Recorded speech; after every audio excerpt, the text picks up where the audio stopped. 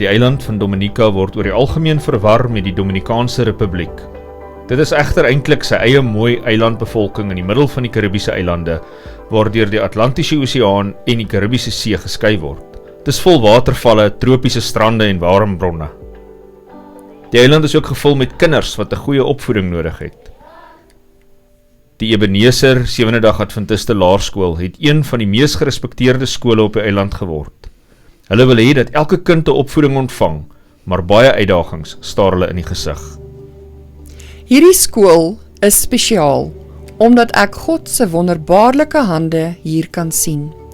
'n Skool wat so oorvol is geleë tussen 2 hoofsnelweë. Daar is lawaaierige konstruksie om die skool.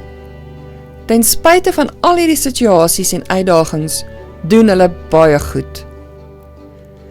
Dit is onder die top 10 op die eiland en ek is altyd verwonderd om te sien hoe God by hierdie skool werk. Die skool staan ook reg langs 'n groot rivier wat na die oseaan vloei. Wanneer daar ook al orkane of sterk reën kom, word die skool deur die rivier oorstroom.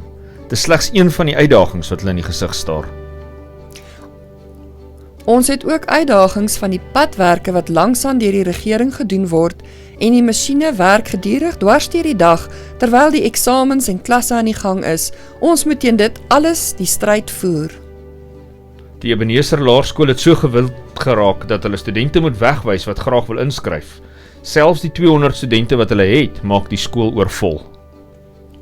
Voordat ons dit besef het, moes ons registrasie sluit as gevolg van die aantal persone wat inkom en smeek vir spasie en wat vra of hulle 'n lesenaar kon bring en of hulle 'n bank kan bring.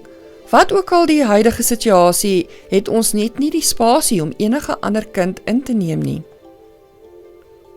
Die skool het begin om 'n nuwe gebou te bou wat hulle hoop baie van hierdie kwessies sal oplos. Die fasiliteit akkommodeer 300 studente, sowel as om nuwe hulpbronne te voorsien. Ons kyk na 10 klaskamers in terme van spasie. Ons kyk daarna om 'n rekenaarlaboratorium en wetenskaplaboratorium te hê, sowel as die spasie op die speelgrond sodat dit groter kan wees as wat dit nou is, sodat studente kan speel en hulle self geniet. Die Ebenezer SDA Laerskool het alreeds 'n goeie reputasie in die gemeenskap. Hulle wag nou vir fondse om die konstruksie van hulle nuwe skool te voltooi.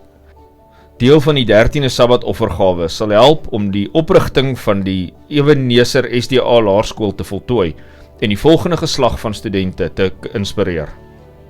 Ek verseker u dat u bydrae nie verlore sal wees nie. U sal terugkyk en miskien, wie weet, sal hierdie selfde kinders wat ons nou opvoed, u en u geslagte dien in die jare wat kom. Hierdie kinders waarvoor u bydra, sal miskien, wie weet, die volgende wêreldkonferensie president wees, of miskien, wie weet, die onderwysdirekteur. Bid asseblief vir die opvoedingswerk van die Sewende Dag Adventiste Kerk dwars deur die wêreld en die groei in Dominica. Dankie vir die ondersteuning van projekte soos hierdie.